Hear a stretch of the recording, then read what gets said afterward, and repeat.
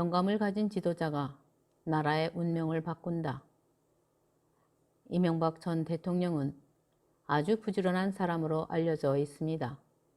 그는 새벽 5시면 일어나서 활동을 시작한다며 스스로 자랑을 했습니다. 그리고 본인만큼 열심히 일하는 사람이 없다며 그를 따르지 못하는 주위 사람들에게 불만을 표시했다고 합니다. 하지만 바람직한 지도자는 머리가 좋고 행동이 게으른 사람이라고 합니다. 지도자가 몸이 부지런할 이유는 없습니다. 현장 실무자들의 말을 경청하고 바른 판단을 해서 그들이 그것을 잘 실천할 수 있도록 힘을 실어주면 되는 것입니다. 그러나 아무리 명철하고 지혜롭다 해도 계시의 비밀을 아는 사람을 당할 수는 없다고 합니다. 미국의 경제학자이면서 미래학자인 제레미 러프킨에 의하면 세상은 0.1%의 영감을 가진 사람을 알아보는 0.9%의 사람이 움직인다고 했습니다. 이런 계시의 비밀을 아는 사람과 그런 사람을 알아보는 이야기가 바로 성경에 있습니다. 바로 창세기에 나오는 요셉의 이야기입니다. 풍요로운 나일강을 끼고 강대국으로 발전했던 고대 이집트가 7년 동안 최악의 기근이 왔을 때 이집트를 구한 사람은 당시 30살밖에 되지 않은 요셉이었습니다. 그는 이집트인도 아닌 이방인으로 어려서 노예로 팔려와 종살이를 하다가 감옥살이까지 한 청년이었습니다.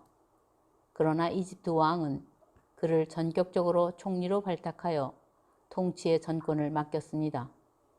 요셉을 고대 문명의 최대 강국인 이집트의 총리로 임명하는 이유를 왕은 이렇게 설명했습니다. 하나님께서 너에게 이 모든 것을 알려주셨으니 너만큼 분별력과 지혜가 있는 사람이 없을 것이다. 너는 내 집을 다스리도록 하여라. 내 모든 백성이 너의 명령에 순종할 것이다. 내가 너보다 높은 것은 오로지 이 왕의 자리뿐이다. 7년이라는 흉년에 처한 나라의 최악의 상황에서 이집트 왕은 0.1%의 영감을 가진 요셉을 알아본 0.9%에 해당하는 지도자였습니다.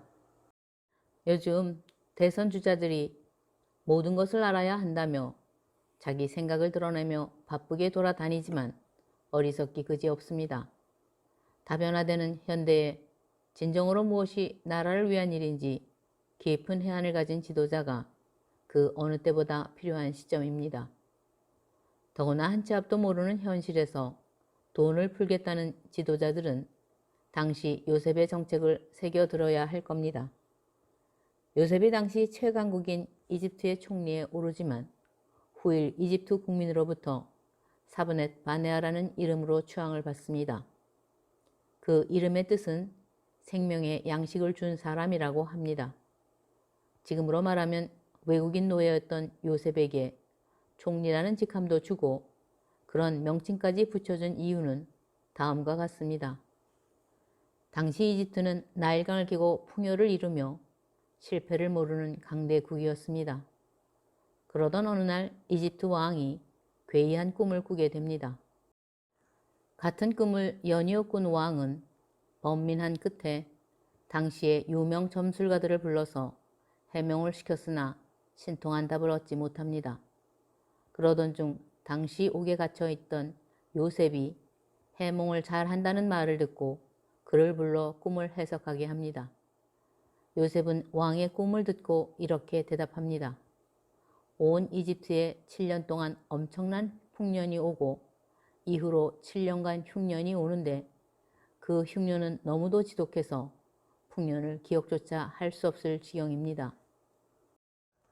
그렇게 요셉이 왕의 꿈을 해몽해주자 다급해진 이집트 왕은 최악의 흉년을 극복하는 방법도 제시하라고 합니다. 그러면서 이집트 왕은 요셉을 전격 총리로 임명하며 실권을 줍니다. 총리에 오른 요셉은 왕에게 요청합니다. 온 땅에 감독들을 임명하시고 다가올 7년의 풍년 동안 이 땅에서 출산 곡식의 5분의 1을 거두게 하십시오. 그리고 왕의 권한으로 이 곡식을 각 성읍에 쌓아놓고 지키게 하십시오. 이 양식들이 7년의 흉년을 대비한 식량이 될 겁니다. 그러면 이 땅이 흉년으로 망하는 일이 없을 겁니다. 예상대로 7년간의 풍년 후에 7년간의 흉년이 왔습니다. 총리가 된 요셉은 국민들에게 그동안 쌓아둔 곡식을 방출하기 시작했습니다. 어려울 때 국가가 비로소 구제에 들어가면서 체제를 정비하는 것입니다. 풍요기에 토지가 사유화되면서 빈부격차가 심해지고 양극화가 되었으나 흉년에 국가가 곡식과 경작할 씨앗을 주면서 토지를 매입하기 시작하는 겁니다.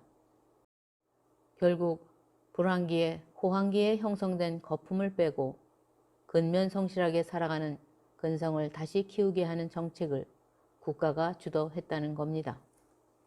3년간 한국전쟁을 치른 대한민국은 이후로 발전을 거듭하여 300배 성장을 해왔습니다. 세계사의 그 유래를 찾을 수 없을 만큼 단기간에 폭발적인 성장을 했습니다. 이제 국민소득 3만 달러인 선진국을 향한 꿈의 고지에 도달했습니다. 그러나 정권이 바뀔 때마다 나라빚은 천문학적으로 늘고 있다고 합니다.